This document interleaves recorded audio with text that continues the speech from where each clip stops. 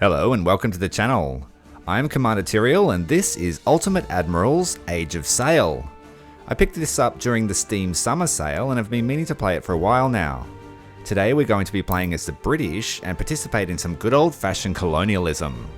The campaign sees you in charge of a large fleet and its accompanying ground forces, and you have to manage your resources and personnel. From what I've read, the campaign can be quite challenging. You can also play as the fledgling United States during the War of Independence. If the series is popular enough, I'll do that one too. But for now, let's jump in for King and Country. For generations, my family has sailed the seas. Since before my grandfather's time, it has been our destiny. And now, it is mine. One day I went sailing and found that my old boat had sprung a small leak. Oh dear, whatever shall we do? I repaired the hull with driftwood I found nearby. I patched the hole with wood from another boat. Or I took a risk and I went to sea anyway. I would fix the hole later. Well, I'm thinking that I took a risk because that's my style. Anyway, I would fix the hole later. At 12, my uncle made me an apprentice aboard his ship. Standing between land and sea, I felt like a man for the first time. Anticipating a life on the open sea, I dreamed of battle and glory on the horizons. But life is difficult in the Royal Navy, far removed from dreams of glory. Remembering my father's lessons, I worked hard to impress the crew. In time, I was made a midshipman, beginning new responsibilities. I drilled the men relentlessly and made sure we had the most accurate gunners in the fleet. Or in battle, I bravely carried the wounded crewmen to the ship's doctors while under fire. Or, morale is important. No, I'm going to be a hero, and I think I'm going to take in battle. In battle, I bravely carried wounded crewmen to the ship's doctor while under fire. We were forged together in the crucible of battle. For gallantry, I was recommended for promotion to the rank of lieutenant. But first, I must pass the lieutenant's exam. I was summoned before a board of captains. After a lengthy examination, they asked me what I thought the Navy's greatest strength was. Time for some posturing. Our choices are the officers, the fleet, or reputation. And from what I know of the Royal Navy at the time, reputation was everything. Reputation, I responded. Other nations fear us, and we can use this to our advantage. They nodded their heads in assent, then asked me for my appraisal of the Navy's current strategic situation. This is just choosing our difficulty, so I'll just go for medium.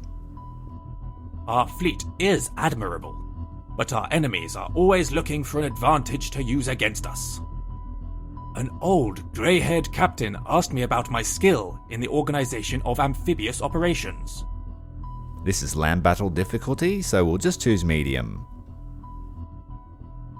I've read many books about tactics and strategy, and I am confident in my ability to command.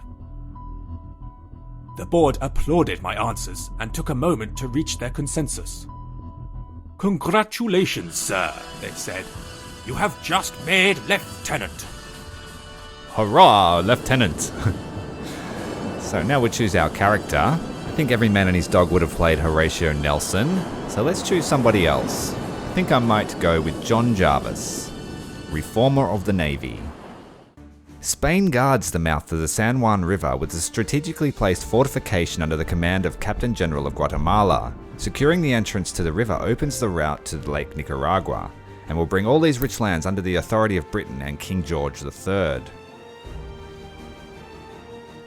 A frontal attack seems suicidal, but it seems we have no other option available. You'll have to secure the fishing village, march uphill and seize the fort and disable the coastal batteries. The Spaniards will do their best to stop you. Be aware that the enemy coastal guns will obliterate our troops.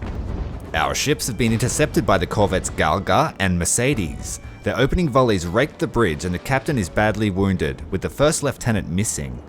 Our troop ships follow behind, and they will avoid the battle while they wait for its resolution. Without our protection, they'll be easy prizes for the Spaniards. HMS Ceres, a lightly armed brig, has sailed up to join us in the fight. The crew is desperate for a leader who can bring the ship through its trial by fire, and you have no choice but to take command. And command we shall. So we'll set an opening volley just for the middle here, hoping to hit the powder room. We are a much more powerful warship than these two corvettes, and we have a magazine detonation already. I didn't even know that was a thing yet. That's cool. And true to form, I've ammo racked my first ship. Let's try that again, while we wait for the second volley to reload.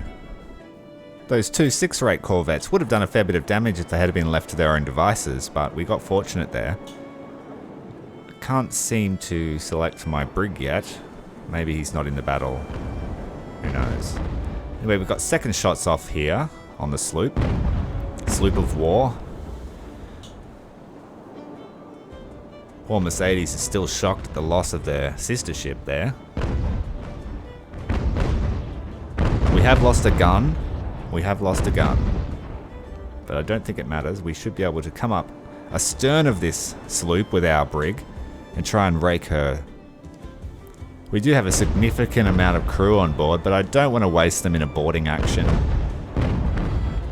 No doubt we'll need them for the landing.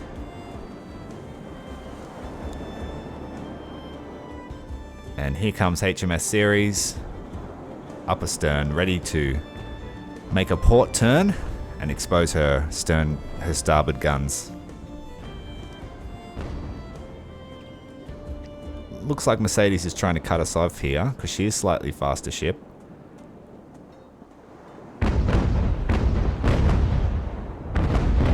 There's something satisfying about huge broadsides. I can't wait till I get to the larger rated ships.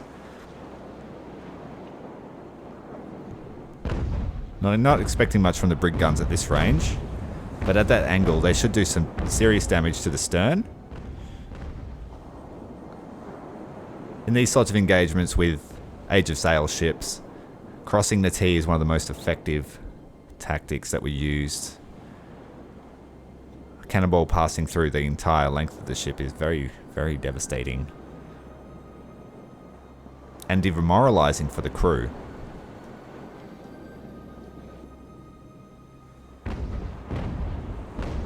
Although a certain amount of angling does come into play with these larger ships.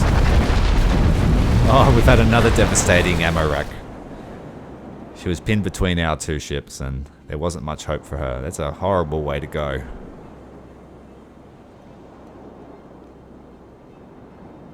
And powder is so volatile. It only takes one spark.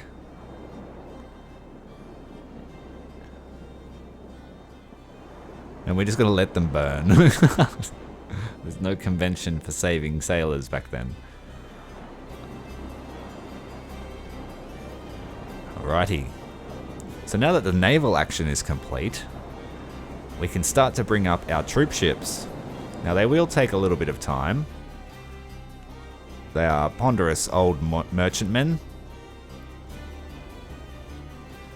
But in the meantime, we will bring up our warships and see if we can't get ready for a naval bombardment of any troops that we might be able to see.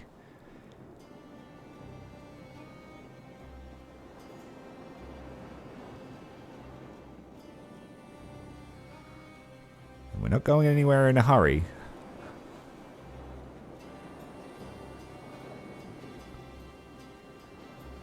They have substantial range, but accuracy is non-existent.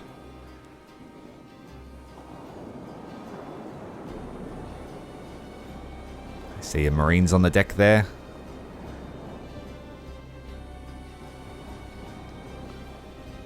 It's very reminiscent of Total War Empire that had a fairly heavy naval component in it that I really, really enjoyed. And I played a lot of campaigns just neglecting land forces just so I could play the ships.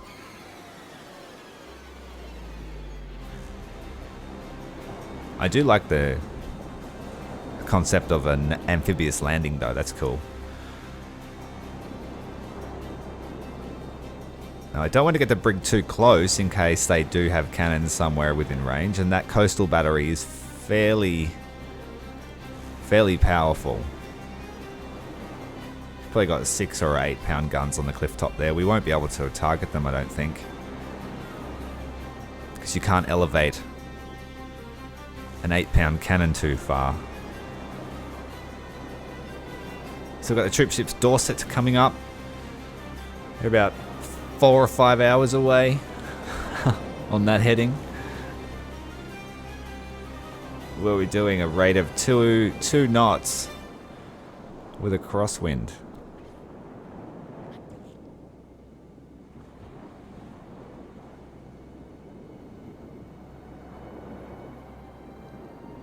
Took barely any damage from that naval engagement. We've got a couple of regiments of Royal Marines on board.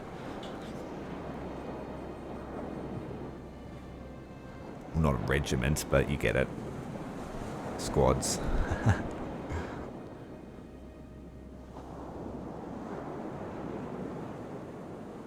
A retinue of Marines.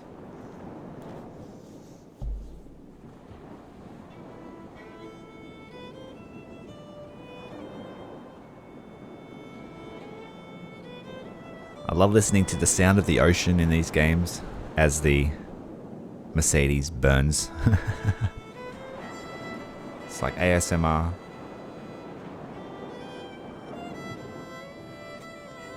Followed by brutal cannon shot. Perfect way to relax on a Sunday afternoon.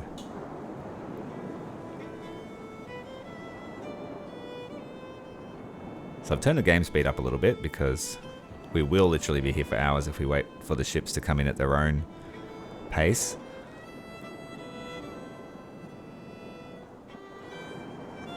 HMS Richmond looks like she's got a wounded officer on board, if that little yellow icon means anything. That's probably the first lieutenant that the briefing was talking about.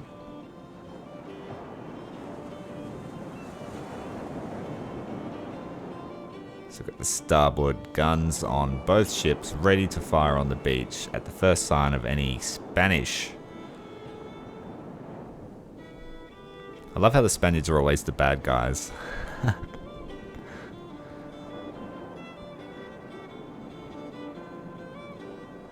Or at least most naval games I've ever played in this age period, the Spanish are always the bad guys.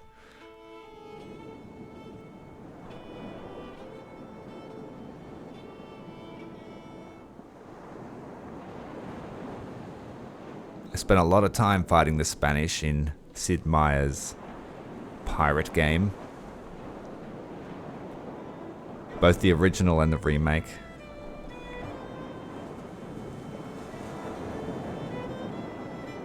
Alright, as our troopship comes up, we're going to get some of our Marines into the boats to join them for the landing. I want as many infantry as I can. There we go, we've spotted some Spanish in the fishing village. So the cannons have started their opening broadsides. Feel sorry for the fishermen there, jeez.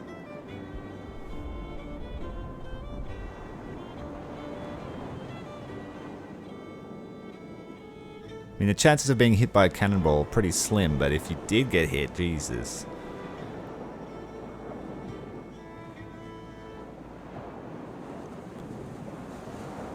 So I'll bring the boats up towards the eastern side of the beach, so we're as far away from those coastal guns as possible. For all I know, they can just open fire as soon as our boats land, so we want a quick dash towards those trees if possible. And we won't land the ship, we'll just get the boys on the boats. Row harder, lads.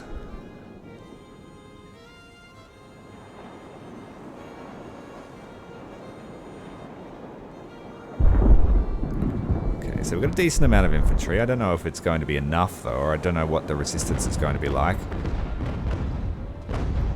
From what I saw in the tutorials, infantry combat is highly dependent on line of sight and formations. So we try and get these guys off the beach as soon as possible. But we'll set them up in 2 lines so they're not squished in there together, while the extra boats come into the shore for landing. The marine units are a lot smaller, so they won't be able to engage large units of line infantry. They're just good for either taking weapons or, I guess, skirmishing. Oh, what? We've already had one of the units break. Gott is routing with his units straight up the beach. That's not good, Gott. You do realise there's coastal guns up there. I would have preferred they got back in the boat. Oh, we have engagement. Oh, we have cannon right in the forest there. So both of our ships have opened fire, trying to lay some suppression on the defenders in the fishing village and also in the forest. Our line infantry are engaged. They aren't regulars though. They look like volunteers, so their morale will be pretty shocking. And they've just been flanked and routed. Probably not wise to use volunteers in the front line, but we're doing what we can. We're adapting to the situation. Got a militia unit here, pinned against the fishing village.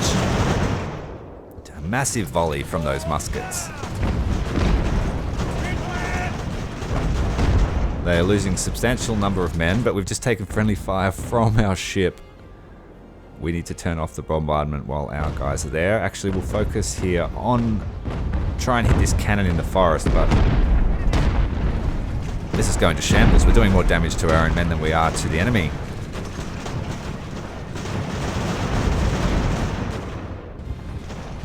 I would have liked to have spread out the landing a bit more, but the coastal guns forced my hand up that end of the eastern side of the beach. Gott is just run straight up to the cannons. He's like, "How you going, mate?" And they've shattered, so they won't be going home. Get this artillery out of the forest. Oh, we've had another unit rout. Or close to. He's wavering at least. Push up, Mitchell. We need you in there.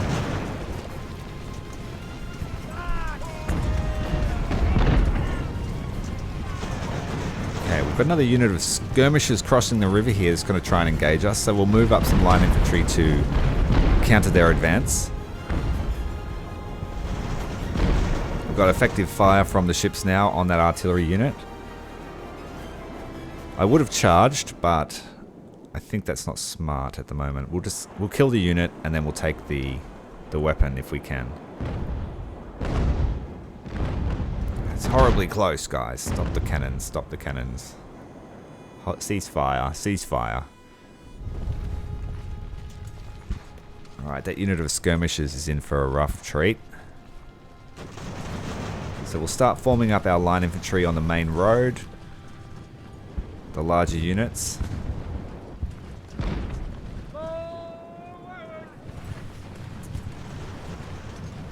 We'll get one of the ship's crew, the most advanced, the most experienced team, to take that cannon that they just fought hard for. And then we'll use that to try and shoot up the hill at any defenders. We do have a height disadvantage.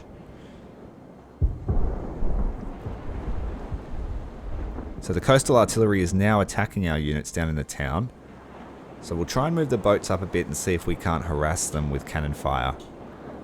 Also, we'll get in the final landing troops, the last units of Fusiliers, I believe they are.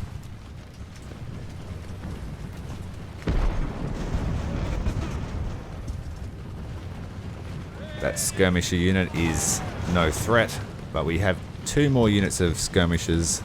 Oh, sorry, a unit of skirmishers and Fusiliers coming from the top of the fort.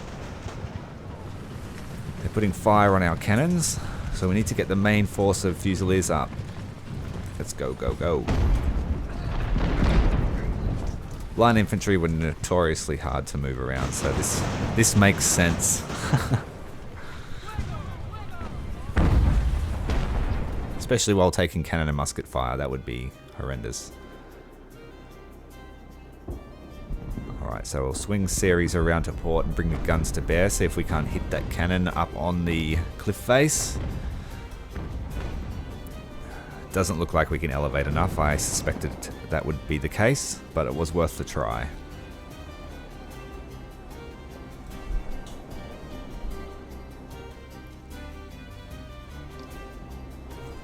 Perhaps the taller HMS Richmond can do the same job.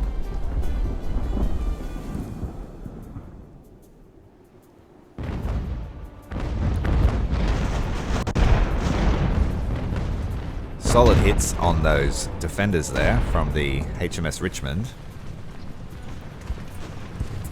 Perfect time to push up.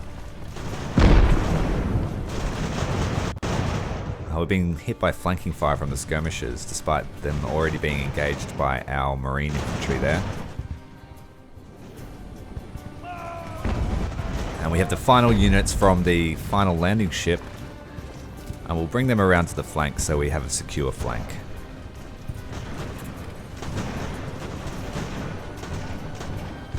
Our line infantry's finally moved up to the front, so they should open fire on those defenders. Cannon fire is pretty effective into the forest despite the cover. And the cannons are on the verge of wavering and my ships are nearly going to collide.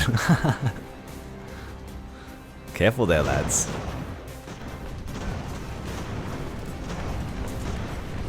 I don't mind a game that gives a fair amount of micromanagement.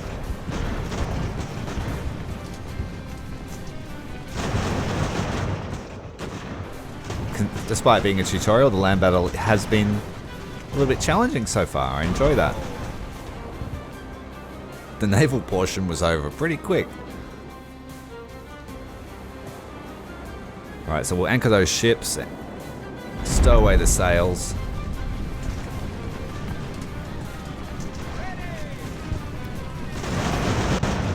That final group of infantry, will use them to advance up the hill out of the arc of the coastal gun. These defenders are giving a good account of themselves. Need to move them right up and shoot them in the face.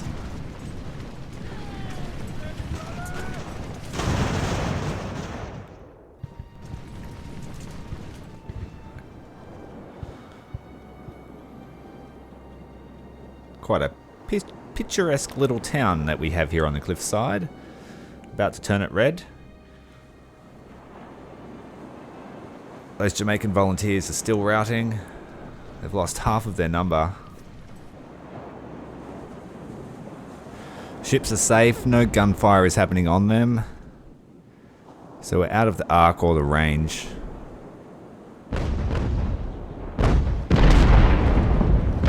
We'll almost get up there, but not quite. A few more degrees and we'd be able to hit them. No matter. Let's move the entire force up in one homogeneous line. Try Richmond have a shot at that cannon on there. Even if we can just do some morale damage to them, that would be nice. And we're going to get Luke back on the boat because he's too low in numbers. We don't want to lose an officer to recklessness.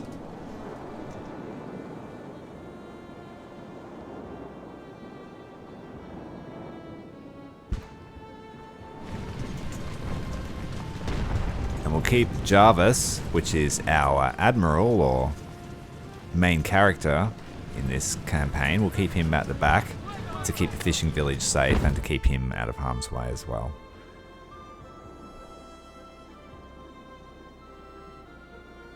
I'm not sure if he can die or be wounded, so I'll err on the side of caution in that respect.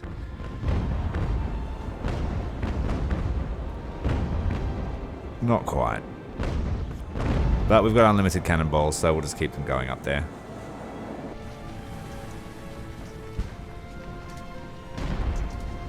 We've got a militia unit here in the forest. I'll keep the advance going until they open fire. Return fire with 2 units. Despite the cover, that should whittle them down fairly quickly. They are spaced out. They aren't organised.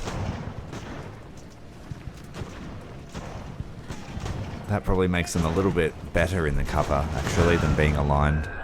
Yeah.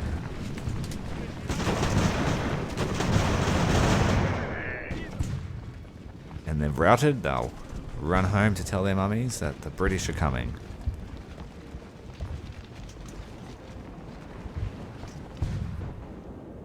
Seems like that cannon fire has ceased from the coastal artillery. I'll put Jarvis over here to watch that approach from the river.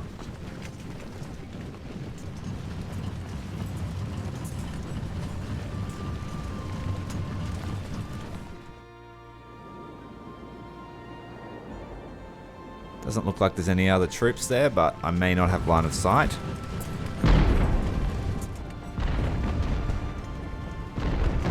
We've got another militia unit hiding behind the house there. Artillery guns have come off their station to open fire on us.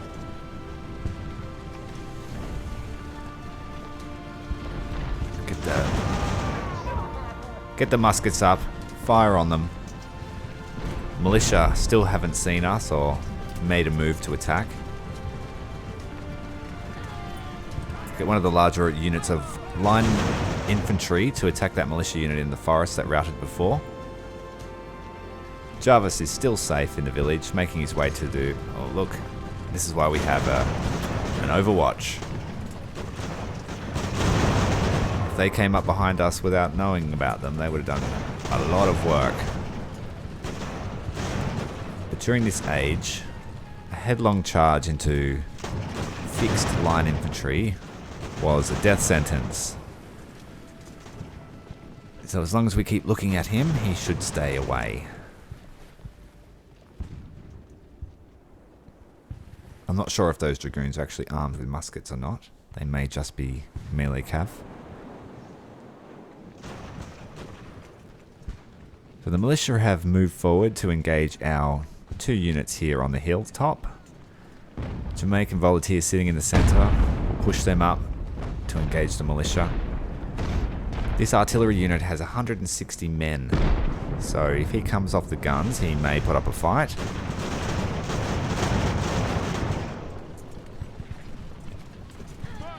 Set up a nice crossfire here. No escaping from this town. I'll keep these 3 units here on overwatch so that sneaky cav don't sneak up the rear.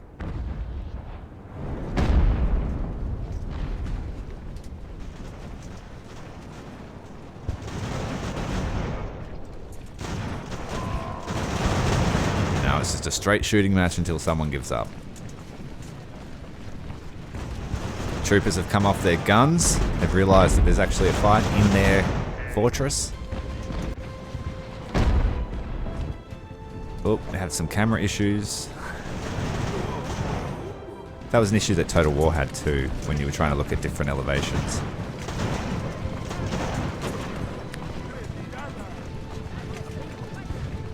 Looks like it's a fight to the end. They're trying to rout, but they can't get anywhere. They do have a significant number of guns. So.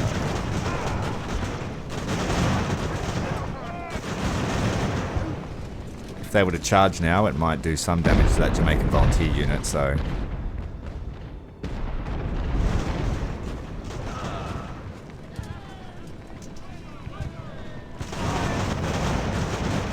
Got to shatter these militia units. So I think they're keeping the morale of the artillery unit up.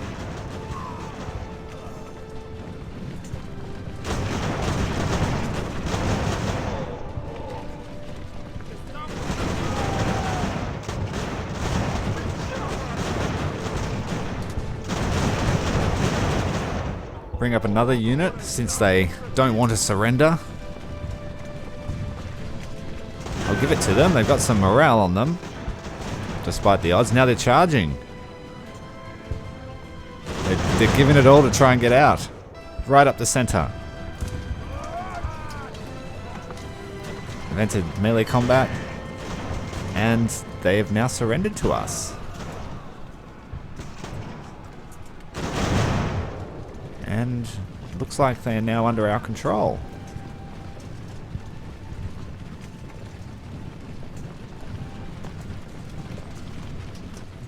So now we just have to wait for the timer to run out for protection of the village. So we'll station some men up on the cannons.